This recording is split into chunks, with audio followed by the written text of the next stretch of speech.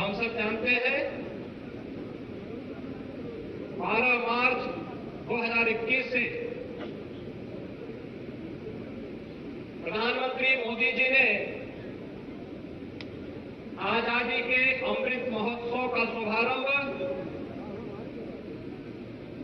गुजरात के साबरमती के तट पर एक नए संकल्प, एक नए उत्साह और उमंग के साथ इस आयोजन को करने का आह्वान किया था। 75 सप्ताहों के साथ अनेक कार्यक्रमों के साथ जुड़ता हुआ यह आयोजन जहां अमृत महोत्सव के समारोह की ओर है, वहीं आगामी 25 वर्ष की अमृत काल की एक नई कार्य योजना के साथ भी हम सबका आह्वान कर रहा है। 25 वर्ष के बाद जब हमारा देश अपनी आजादी का शताब्दी महोत्सव मना रहा होगा, तब हमें कैसा भारत चाहिए? उस भारत के सपने को साकार करने के लिए एक नए संकल्प के साथ जुड़ने के लिए आज हम सब इस पावन आयोजन के साथ जुड़े हुए हैं। मेरा आप सबसे अनुरोध है कि कृपया पंचप्राण के संकल्प के साथ आप सभी सावधानी की मुद्रा में खड़े होकर के मेरे साथ दोहराएंगे। हम शपथ लेते हैं कि भारत को 2047 तक आत्मनिर्भर और विकसित राष्ट्र बनाने के सपने को साकार करेंगे। गुलामी की मानसिकता को जड़ से उखाड़ फेंकेंगे। देश की समृद्ध विरासत पर गर्व करेंगे। भारत की एकता को सुदृढ़ करेंगे और देश की रक्षा करने वालों का सम्मान करेंगे। नागरिक होने का कर्तव्य निभाएंगे। भारत माता की जय।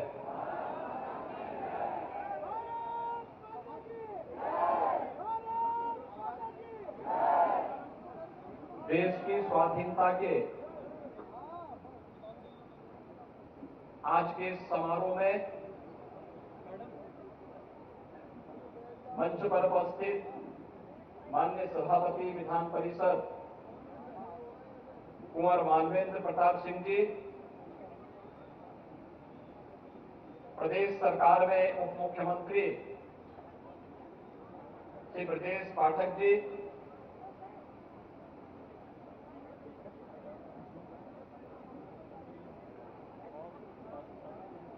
सभी माननीय मंत्री और जनप्रतिनिधिगण,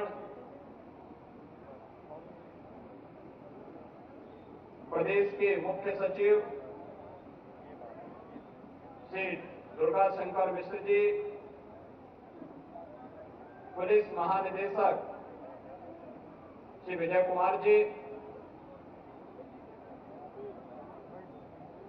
सेना, अर्धसेना, प्रशासन और पुलिस के सभी वरिष्ठ अधिकारीगण,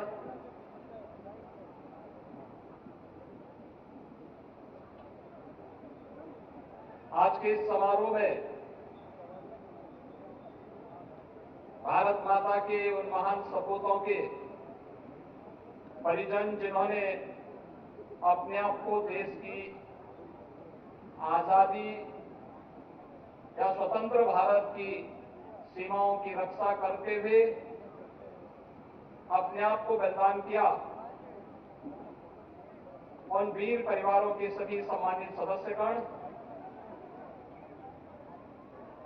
उपस्थित उत्तर प्रदेश के मेरे समस्त भाइयों और बहनों, अमृत काल की इस पावन बेला में देश की आजादी के 77वें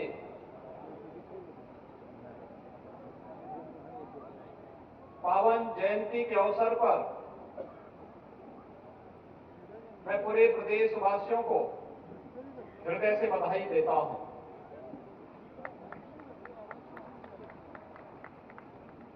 स्वतंत्रता दिवस हम सबको महान स्वतंत्रता संग्राम सेनानियों, स्वतंत्र भारत की रक्षा के लिए अपने आप को बलिदान देने वाले या देश की आंतरिक सुरक्षा को सुदृढ़ बनाने वाले या अपने कर्तव्यों के लिए बलिदान होने वाले भारत माता के उन सभी सपूतों के प्रति कृतज्ञता ज्ञापित करने का एक अवसर है। इस अवसर पर उन सभी अमर सपूतों को स्मरण करते हुए, उनका नमन करते हुए मैं प्रदेशवासियों की ओर से उन्हें विनम्र श्रद्धांजलि अर्पित करता हूं। आज पूरा देश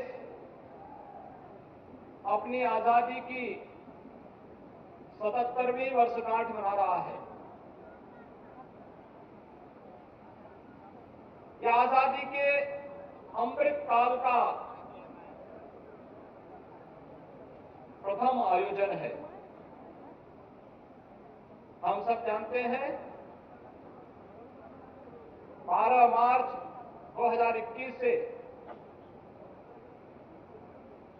प्रधानमंत्री मोदी जी ने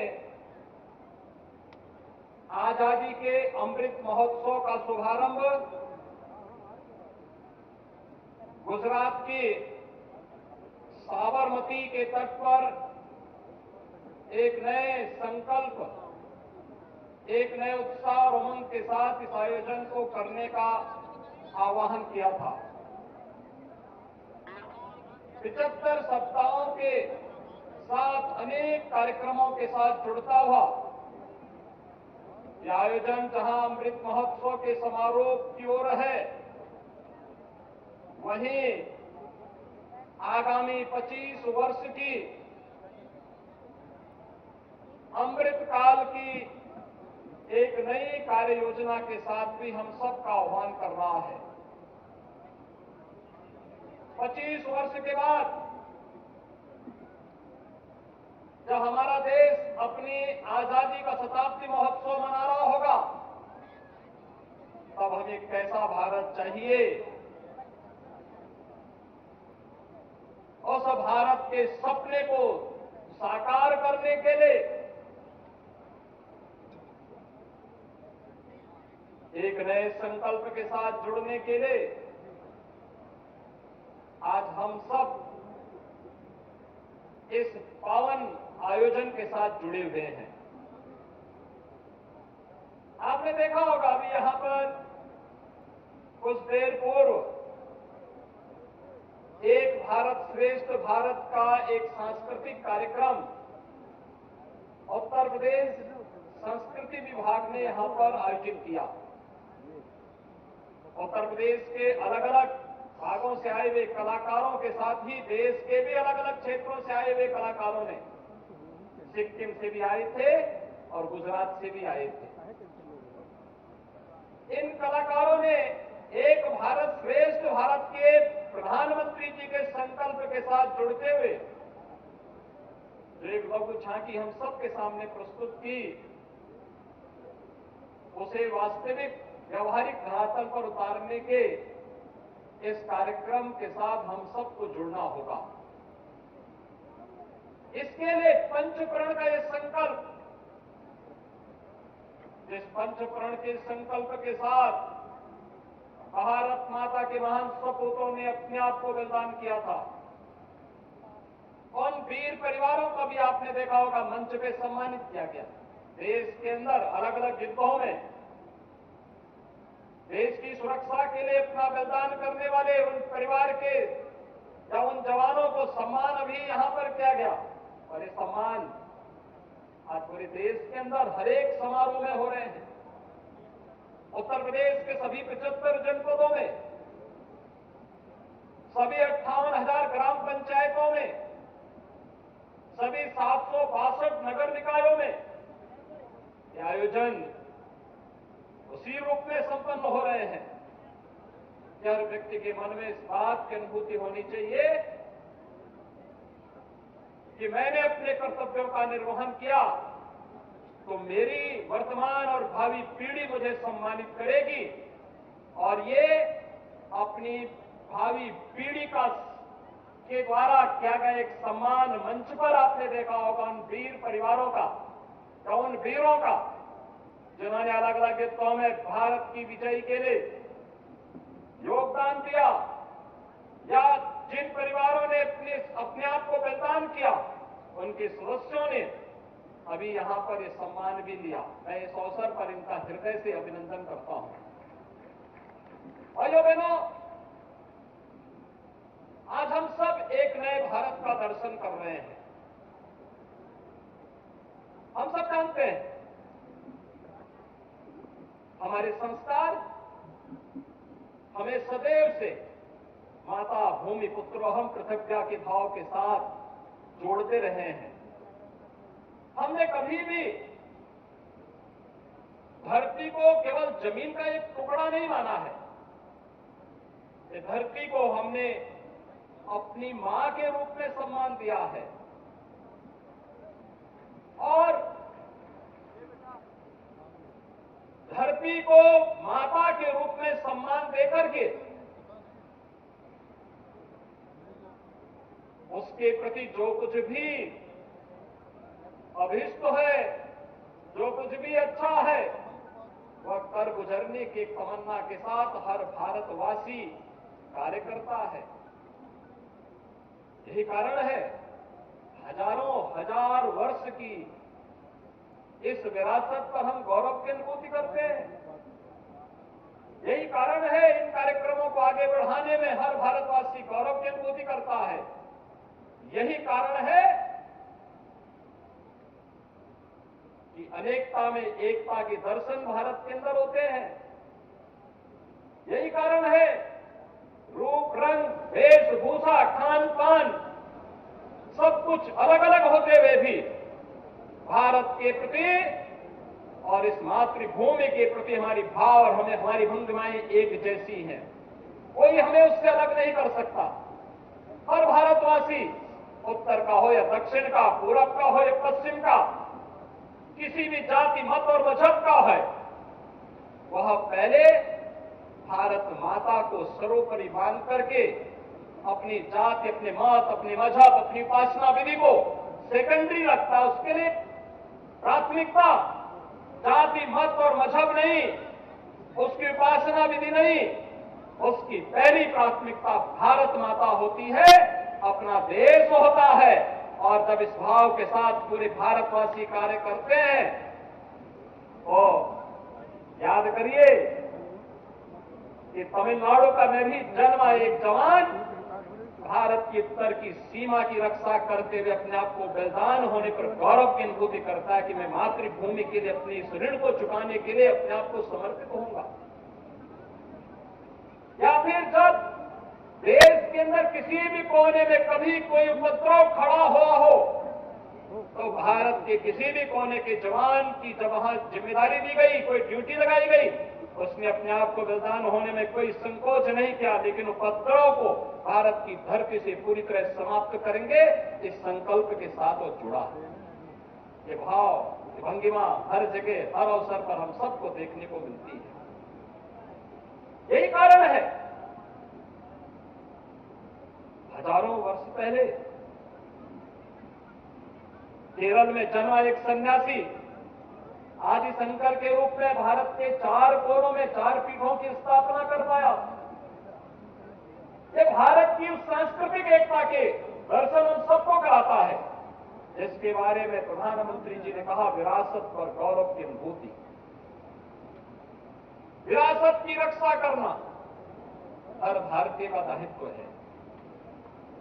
हर भारतवासी जब अपनी विरासत पर गौरव की अनुभूति करेगा, इन पंच प्रणों के साथ जुड़ेगा कि मुझे विकसित भारत का निर्माण करना है, गुलामी के अंशों से सर्वथा मुक्ति दिलानी है,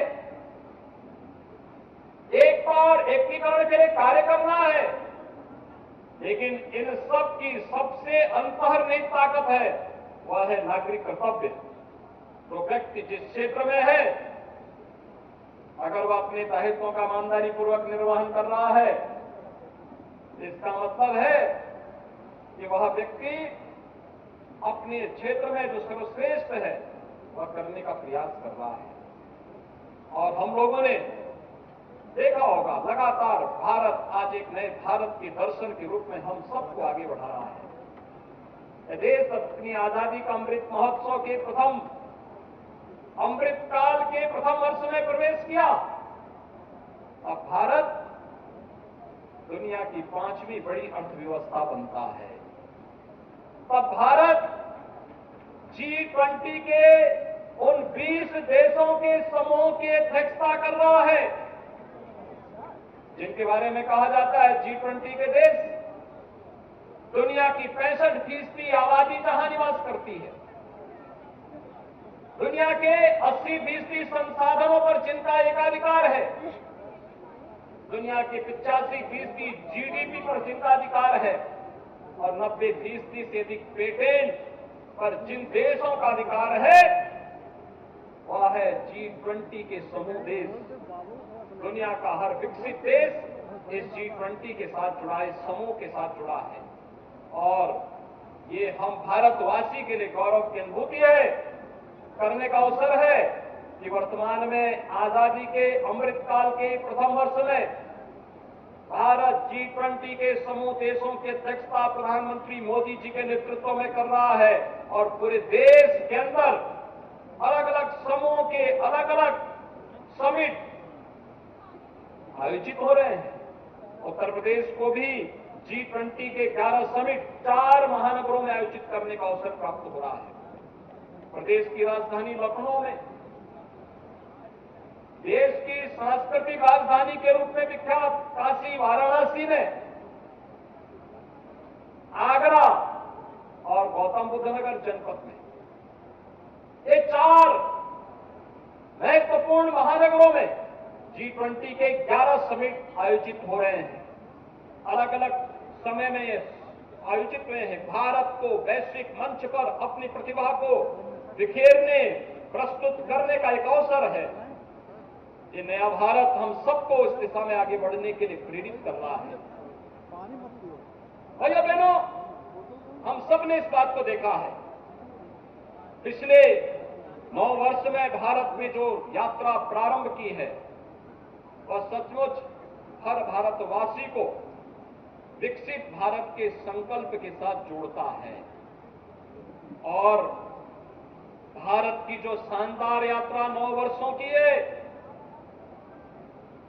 चाहे वह इंफ्रास्ट्रक्चर के क्षेत्र में हो, आंतरिक और बाह्य सुरक्षा के मोर्चे पर हो, विरासत पर गौरव की अनुभूति करने वाला क्षेत्र हो, या देश के अंदर गरीब कल्याणकारी कार्यक्रमों को आगे बढ़ाने का कार्य हो, अलग अलग क्षेत्र में जो भूतपूर्व प्रगति भारत ने की है, इस प्रगति को वास्तव में एक विकसित भारत के अनुरूप प्रगति के रूप में आगे बढ़ाने के लिए जिस राज्य की सर्वाधिक भूमिका हो सकती है, हमें गौरव की अनुभूति करनी चाहिए। उस राज्य उत्तर प्रदेश के हम सब वासी हैं और हम भी भारत को दुनिया की एक महाशक्ति के रूप में स्थापित करने के लिए अपने स्तर पर प्रयास कर पा रहे हैं।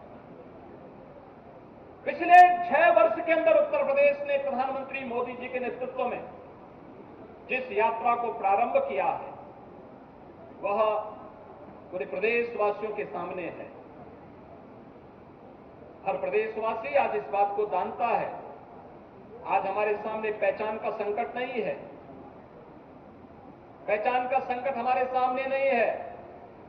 आज उत्तर प्रदेश का नागरिक जहां कहीं जाएगा, देश की भावनाओं के अनुरूप जो पहचान उत्तर प्रदेश के नागरिकों की होनी चाहिए थी, उत्तर प्रदेश वासियों की होनी चाहिए थी, उस पहचान के लिए जिसके लिए मोहताज होना पड़ा था, आज उससे उभर करके हम लोग भी कह सकते हैं कि हम भारत के नागरिक हैं और हम उत्तर प्रदेश के वासी हैं। भारत की आत्मा जिस प्रदेश में बसती है उस उत्तर प्रदेश के वासी हैं।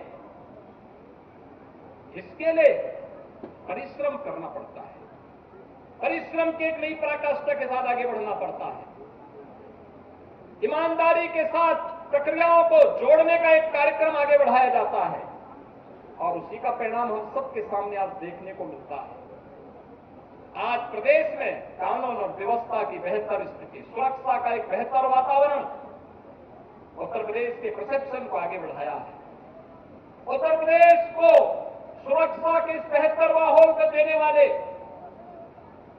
जिन वीरों ने, पुलिस के जवानों ने अपना योगदान दिया, बहुत सारे जवान शहीद हुए, उन्होंने बलिदान दिया, अपने आप का बलिदान दे दिया, लेकिन उत्तर प्रदेश की सुरक्षा और उत्तर प्रदेश की कानून व्यवस्था के साथ खिलवाड़ करने की इजाजत किसी को नहीं देंगे। इस संकल्प के साथ मैं उन सभी वीर जवानों को इस अवसर पर प्रदेशवासियों की ओर से नमन करते हुए अपनी विनम्र श्रद्धांजलि अर्पित करता हूं। उत्तर प्रदेश सुरक्षा और बेहतर कानून व्यवस्था का प्रदेश बनने के कारण आज निवेश के एक बेहतरीन गंतव्य के रूप में भी स्थापित हुआ है। आपने देखा होगा इस वर्ष हम लोगों ने प्रदेश के अंदर फरवरी में 10 से 12 फरवरी के बीच में ग्लोबल इन्वेस्टर समिट का आयोजन किया था।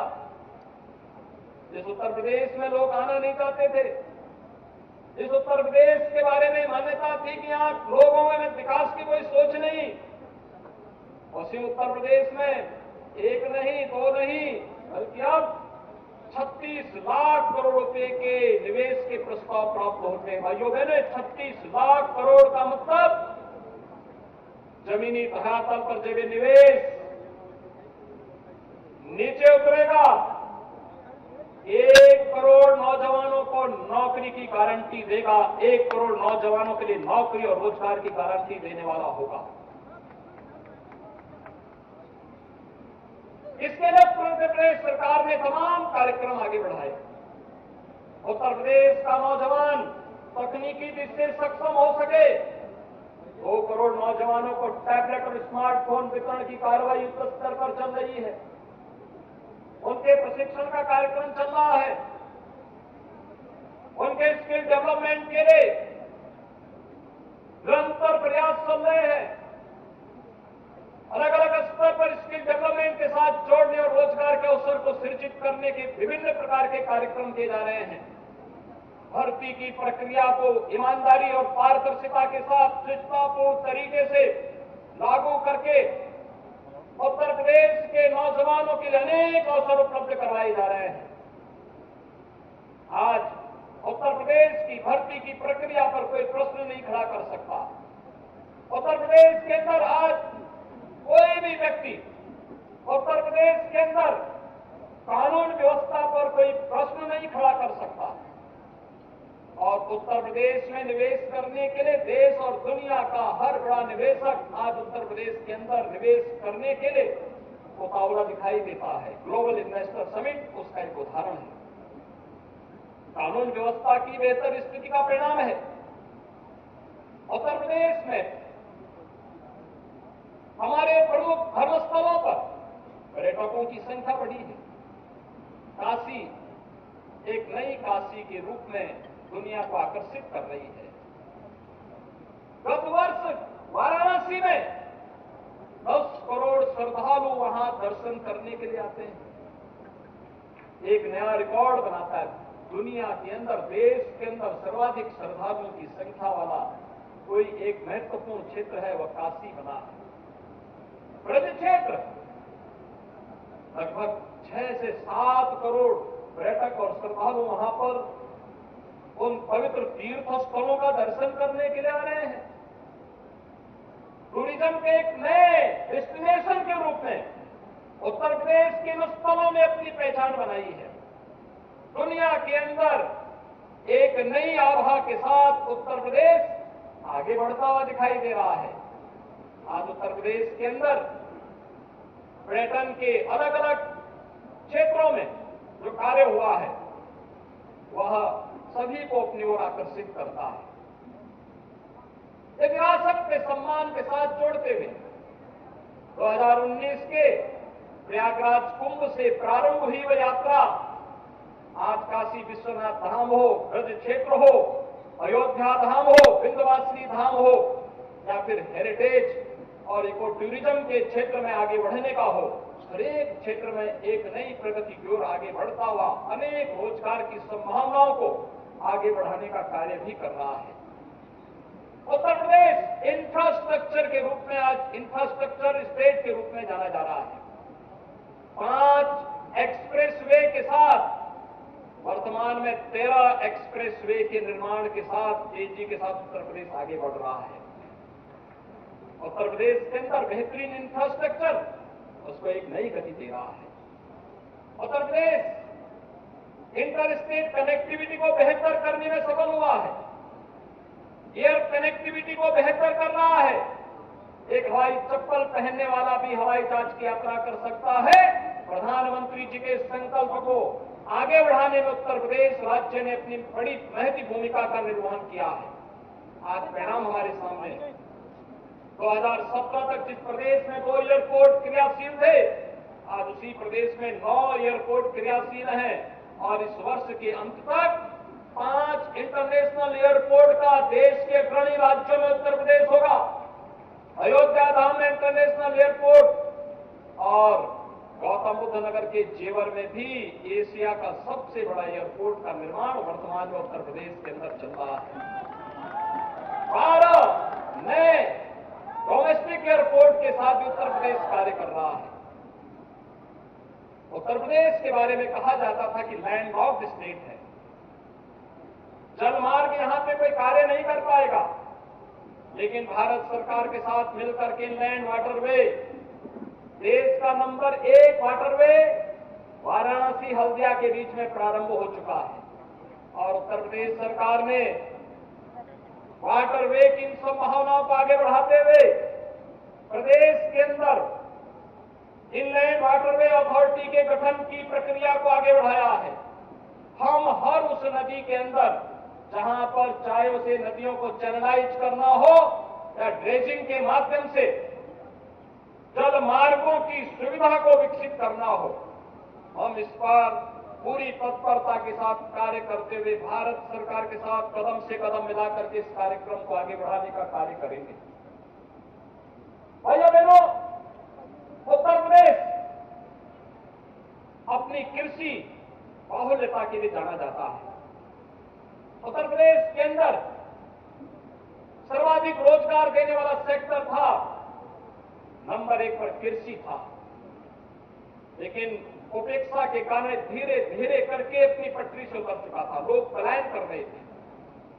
पिछले 9 वर्ष के अंदर सॉयल हेल्थ कार्ड की व्यवस्था रही हो, प्रधानमंत्री फसल बीमा योजना, प्रधानमंत्री कृषि सिंचाई योजना, इन सभी योजनाओं को लागू करने का कार्य रहा हो, या 2017 के बाद सरकार गठन होने के बाद प्रदेश सरकार के द्वारा अन्नदाता किसानों के लिए प्रोक्योरमेंट की नीति को लागू करने, एमएसपी का लागत का 1.5 गुना दाम अपने अन्नदाता किसानों को देने का कार्य रहा हो, या फिर फसलों के विविधीकरण के कार्यक्रम को आगे बढ़ाने का कार्य, प्रधानमंत्री किसान सम्मान निधि में अकेले उत्तर प्रदेश के अंदर 2 करोड़ 61 लाख अन्नदाता किसान इस सुविधा का लाभ प्राप्त कर रहे हैं और गत 3 वर्ष के दौरान उत्तर प्रदेश के 2 करोड़ 61 लाख किसानों के खाते में 59,000 करोड़ रुपए से अधिक की राशि डीबीटी के माध्यम से प्रधानमंत्री मोदी जी के द्वारा उपलब्ध करवाया गया।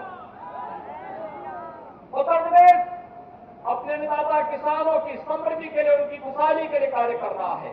प्रधानमंत्री किसान कृषि सिंचाई योजना के माध्यम से अब तक 23 लाख हेक्टेयर भूमि को अतिरिक्त सिंचन की सुविधा उपलब्ध कराई जा चुकी है। लगातार सरकार इस पर कार्य कर रही है। ग्रामीण क्षेत्र में विद्युत की आपूर्ति को तेजी के साथ आगे बढ़ाया गया है। और जो सेक्टर माना जाता था कि क्या होगा, कैसे होगा, आज इससे उभर करके कैसे समृद्धिशाली किसान बन सकता है, इस परिकल्पना को भी साकार किया गया है। इसका साक्षात रूप आज देखने को मिल सकता है। जब किसान हंसता है, उसके चेहरे की खुशहाली देखते हुए बनती है। और आज हम इस बात को कह सकते हैं कि उत्तर प्रदेश के अंदर जो अनेक कार्यक्रम चले हैं, इन कार्यक्रमों ने खेती से प्लान कर रहे किसानों को फिर से खेती बाड़ी के साथ जोड़ने की कार्रवाई को तेजी के साथ आगे बढ़ाया है। आज प्रदेश इस दिशा में कार्य कर रहा है और राज्य सरकार ने तय किया है कि जो लगभग 14 लाख निजी ट्यूबवेल है, गत वर्ष हमारी सरकार ने अन्नदाता किसानों की सुविधा के लिए इन 14 लाख निजी नलकूप संचालित करने वाले किसानों को विद्युत बिल में 50% की छूट उपलब्ध करवाई थी। फीडर सेपरेशन की कार्रवाई चल रही है। सरकार बहुत शीघ्र अपने अन्नदाता किसान को फ्री में विद्युत की आपूर्ति निजी ट्यूबवेल को उपलब्ध करवाने के कार्यक्रम को भी आगे बढ़ाने जा रही है। ये युद्ध स्तर पर आगे बढ़ रहा है। बेटी बचाओ बेटी पढ़ाओ के कार्यक्रम को प्रभावी ढंग से आपको लागू करने का कार्य आज प्रदेश के अंदर देखने को मिल रहा है। चाहे वह बेसिक एजुकेशन में हर विद्यार्थी को 1,91,00,000 बच्चों को जो बेसिक शिक्षा परिषद से संबद्ध या बेसिक शिक्षा परिषद के स्कूलों में अध्ययन कर रहे हैं, उन्हें uniform, 2 uniform, bag, books, shoes, socks, sweater, ये सभी उपलब्ध करवाने के साथ विगत 6 वर्ष के अंदर लगभग 60 लाख विद्यार्थियों की संख्या बेसिक शिक्षा परिषद के स्कूलों में बढ़ी है। आज वहां पे ऑपरेशन कायाकल्प का कार्य हो या स्मार्ट क्लास, टॉयलेट और पेयजल की विशुद्ध यानी शुद्ध उपलब्धता, ये सभी कार्यक्रम युद्ध स्तर पर आगे बढ़ रहे हैं। और श्रमिकों के बच्चों के लिए भी अटल आवासीय विद्यालय इसी सत्र में प्रारंभ होने जा रहे हैं। एक श्रमिक का बेटा भी अत्याधुनिक शिक्षा अर्जित करेगा।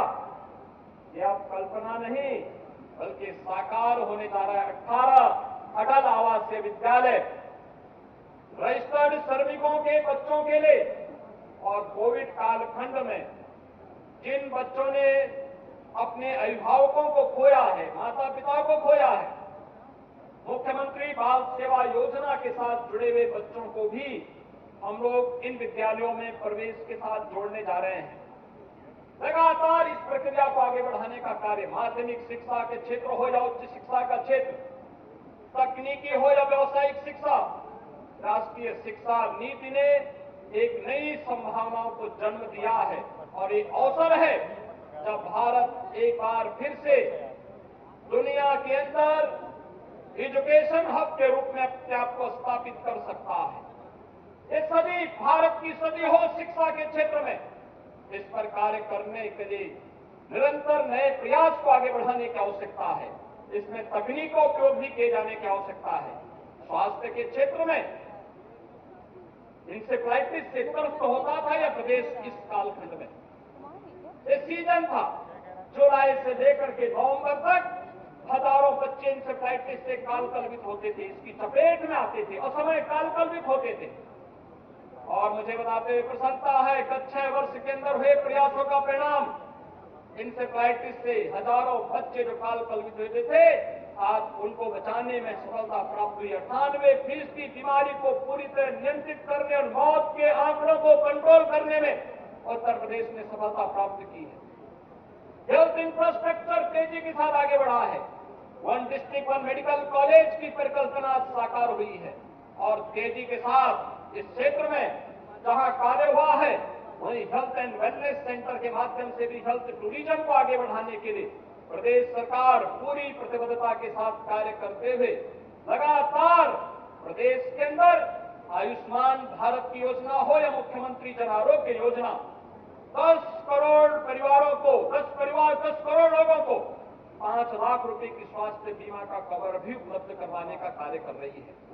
बेटी बचाओ बेटी पढ़ाओ में 15 लाख बालिकाओं को मुख्यमंत्री कन्या सुमंगला योजना के साथ जोड़ने और 2 करोड़ बेटियों की शादी मुख्यमंत्री सामूहिक विवाह योजना के माध्यम से भी करने में सफलता प्राप्त हुई है। भाइयों बहनों, हमें नए भारत के साथ जुड़ना है। प्रधानमंत्री मोदी जी ने 2027 तक भारत को दुनिया की तीसरी बड़ी अर्थव्यवस्था के रूप में स्थापित करने का एक संकल्प देशवासियों को दिया है। स्वाभाविक रूप से देश की आबादी का लगभग 5वां भाग उत्तर प्रदेश के अंदर निवास करता है। इतनी बड़ी आबादी जिस प्रदेश में निवास करती हो, उस प्रदेश का भी तो कोई दायित्व तो होगा। उत्तर प्रदेश कृषि के क्षेत्र में इस दायित्व को बखूबी अपने अन्नदाता किसानों के माध्यम से कार्य कर रहा है। उत्तर प्रदेश में कृषि योग्य कुल भूमि का देश का 11% भाग उत्तर प्रदेश के पास है, लेकिन हमारे अन्नदाता किसानों के परिश्रम के फलस्वरूप उत्तर प्रदेश देश के अंदर खाद्यान्न आपूर्ति का 20% उत्पादन करने में सफल हुआ है। इसको और बढ़ाने की संभावना उत्तर प्रदेश के पास मौजूद है, जिस पर निरंतर कार्य हो रहा है। उत्तर प्रदेश अगर भारत दुनिया के अंदर सबसे युवा राष्ट्र है, तो भारत के अंदर उत्तर प्रदेश देश का सबसे युवा प्रदेश भी है। 56% जनसंख्या हमारे पास ऐसी है जो कामकाजी है। इसके परिश्रम और पुरुषार्थ पर हम सबको गौरव की अनुभूति करनी होगी। इसे आगे बढ़ाना पड़ेगा, उस प्रकार का अवसर से देना होगा और इस दृष्टि उत्तर प्रदेश ने भी तय किया है कि आगामी 5 वर्ष के लिए हम भी अपनी व्यापक कार्य योजना को लेकर के चलेंगे। अगर भारत को $5 ट्रिलियन की इकोनॉमी के रूप में स्थापित करना है, तो उत्तर प्रदेश को $1 ट्रिलियन की इकोनॉमी के रूप में अपने आप को स्थापित करना होगा। और भाइयों बहनों, इसके लिए एक संकल्प, जो संकल्प विगत 6 वर्ष के अंदर देखने को मिला। इन 6 वर्षों में हमने उत्तर प्रदेश की जीडीपी को लगभग दुगना करने में सफलता प्राप्त की। प्रति व्यक्ति आय को लगभग दुगना करने में सफलता प्राप्त की। लोग एक प्रश्न करते हैं, क्या यह संभव होगा? मैंने कहा हां, संभव होगा। हमने 5 वर्ष में दुगना किया, और दुगना तब किया जब कोरोना जैसी महामारी हमारे सामने चुनौती दे रही थी, लगातार अर्थव्यवस्था को नुकसान पहुंचा रही थी, तब हमने दुगने करने में सफलता प्राप्त कर ली है। तो अगला 5 वर्ष तो हमारे लिए है। इन 5 वर्षों में उत्तर प्रदेश की अर्थव्यवस्था को 4 गुना हम कर पाएंगे, इसमें कोई संदेह किसी को नहीं होना चाहिए, और हम इस लक्ष्य को अवश्य प्राप्त करेंगे। आज उस संकल्प के साथ हम सबको जुड़ने का एक अवसर आजादी के अमृत काल का यह प्रथम समारोह हमें उपलब्ध करा रहा है, और इसका रास्ता जाता है पंचप्रण से। पंचप्रण का वह संकल्प जो आज अभी शपथ के रूप में हम सब ने ग्रहण किया है, जिसका संकल्प आज हर अमृत सरोवर पे हो रहा है, जिसका संकल्प आज हर ग्राम पंचायत में, हर नगर निकाय में, हर जनपद में समारोह पूर्वक लोग ले रहे हैं। कोई सोचता था कोरोना जैसी महामारी के दौरान इतनी बड़ी आबादी का राज्य उभर पाएगा? लेकिन कोरोना अंततः हमारे संकल्प के सामने पराजित हुआ। आपने देखा होगा, दुनिया के बहुत सारे क्षेत्र अभी भी कोरोना से आहत हैं, उभर नहीं पा रहे हैं, लेकिन हम तो शानदार यात्रा के साथ फिर से उठ खड़े हुए हैं, फिर से आगे बढ़ रहे हैं। पता ही नहीं लगता कोरोना कहीं है भी। कारण है संकल्प शक्ति। जब अपने स्वार्थ से ऊपर उठ करके आगे बढ़ती है, तो उसका वास्तविक रूप परिणाम के रूप में देखने को मिलता है। हम सबको भी आज एक बार फिर से इन संकल्पों के साथ जुड़ते हुए कार्य करना होगा, और इस अवसर पर मैं आप सभी का आह्वान करूंगा कि आने वाला 25 वर्ष का एक कालखंड हम सबको एक नई ऊर्जा और उत्साह के साथ जुड़ने का आह्वान कर रहा है। एक नए भारत के दर्शन के लिए, नए भारत और एक विकसित भारत के का ये मार्ग देश की सबसे बड़ी आबादी के राज्य उत्तर प्रदेश से होकर के जाता है। हम सब इसके साथ जुड़े। तो पंचप्रण ले है विकसित भारत। विकसित भारत हम सबका संकल्प होना चाहिए। विरासत का सम्मान हम सबका संकल्प होना चाहिए। गुलामी के अंश से मुक्ति हम सबका संकल्प होना चाहिए। एकता और एकीकरण हम सबका संकल्प होना चाहिए। और इन सब की अंतर्निहित आत्मा है, वह है हर नागरिक का अपना कर्तव्य है। हर नागरिक अपने कर्तव्य का निर्वहन करते हुए ईमानदारी के साथ आगे बढ़ेगा। कोई कारण नहीं 2027 में उत्तर प्रदेश $1 ट्रिलियन की इकोनॉमी बनेगा और भारत $5 ट्रिलियन की इकोनॉमी बनकर के दुनिया की तीसरी बड़ी अर्थव्यवस्था के रूप में स्थापित हो जाए। और भाइयों बहनों, इसी के लिए कार्यक्रम चल रहे हैं।